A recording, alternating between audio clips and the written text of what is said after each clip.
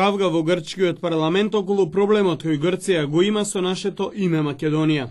Се скараа Димитрис Друцас, министерот за надворешни работи на Грција, и Андонис Самарас, лидерот на опозицијската Нова демократија.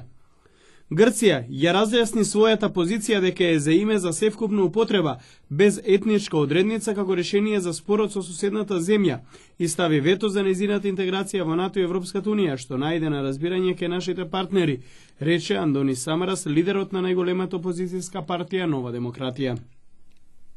На споменувањето на зборот вето реагираше шефот на дипломатијата, Димитрис Друцас.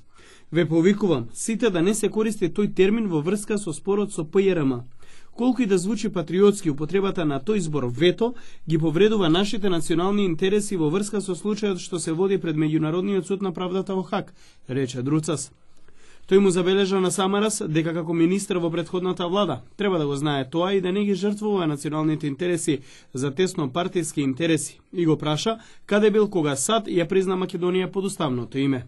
Патем, грчкиот премиер Јоргос Папандреу уште еднаш го потврди ставот дека Грција бара име со географска одредница за Македонија и не е уверен во брзо решавање на спорот.